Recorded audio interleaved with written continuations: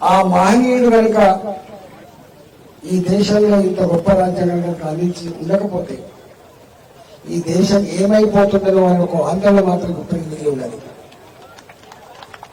జాతులు వేరైనా, భాషలు వేరైనా, సంస్కృతులు సాంప్రదాయాలు వేరైనా అన్ని వర్గాల ప్రజానికానికి, మరియు ముఖ్యంగా అనగారిన వర్గాల ప్రజానికానికి హక్కులు కలిగించి సమాజం చల్లగా ఉండాలంటే డెవలప్మెంట్ విత్ ఈక్వల్ డిస్ట్రిబ్యూషన్ అని చెప్పిన మహనీయుడు బాబాసాహెబ్ అంబేద్కర్ గారు. మన భాషలో చెప్పుకోవాలంటే దేశంలో ఉన్న సమస్త సంపదలు, సమస్త ప్రజల ఆకలిని, సమస్త ప్రజల అవసరాలు ఇచ్చేదిగా ఉండాలని చెప్పిన మహనీయుడు బాబాసాహెబ్ అంబేద్కర్ గారు. కానీ ఈ సందర్భంగా ఒక మాట, రాజ్యాంగాన్ని మార్చగలిగే శక్తి, సత్తా ఎవరికి కూడా విషయం మర్చిపోదు.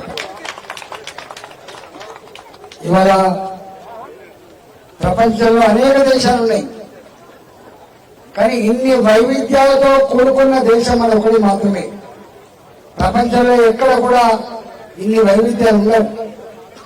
కానీ అలాంటి వైవిధ్యాలు ఉన్నటువంటి ఈ దేశంలో 77 సంవత్సరాల తర్వాత కూడా, 70 సంవత్సరాల తర్వాత కూడా ఈ దేశం ఇంత క్షేమంగా, ఇంత ఐక్యంగా, ఇంత ప్రశాంతంగా ప్రజలే భాషలు ఇవాళ ప్రధాన మంత్రులైనా, రాష్ట్రపతులైనా మీరే మా హైకమాండ్ అని చెప్పి తల వంచి నమస్కరించేటువంటి పరిస్థితి కారకుడు బాబాసాహెబ్ అంబేద్కర్ గారు మాత్రమే.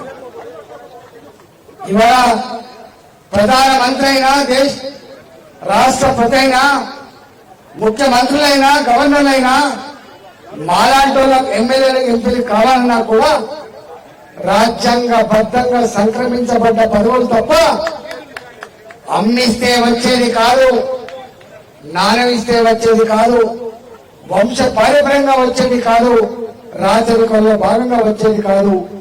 గుడిసెల్లో ఉన్నవాడైనా, 1,00,000 కోట్ల యజమాని అయినా నా అంబేద్కర్ ఇచ్చినటువంటి ఓటు హక్కుతో మాత్రమే ఎమ్మెల్యేలు కాగలరు, ఓటు హక్కుతో మాత్రమే ఎంపీ కాగలరు, ఆ ఎమ్మెల్యే ద్వారానే ముఖ్యమంత్రి కాగలరు, ఆ ఎంపీల ద్వారానే ప్రధానమంత్రి కాగలరు తప్ప దానికంటే భిన్నంగా వచ్చే అధికారం లేదు.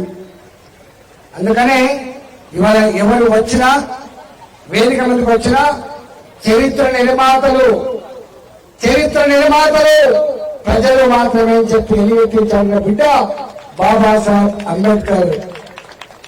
ఇవాళ ఆ ఓటు హక్కు కనుక లేకుండా ఉంటే, 5 ఏళ్ళకోసారి ఎన్నికలు కనుక లేకుండా ఉంటే, మన వాడలకు ఆ ఓట్ల కోసమైనా పెద్దలు వచ్చి దండం పెట్టే ఆస్కారం లేకపోతుండే.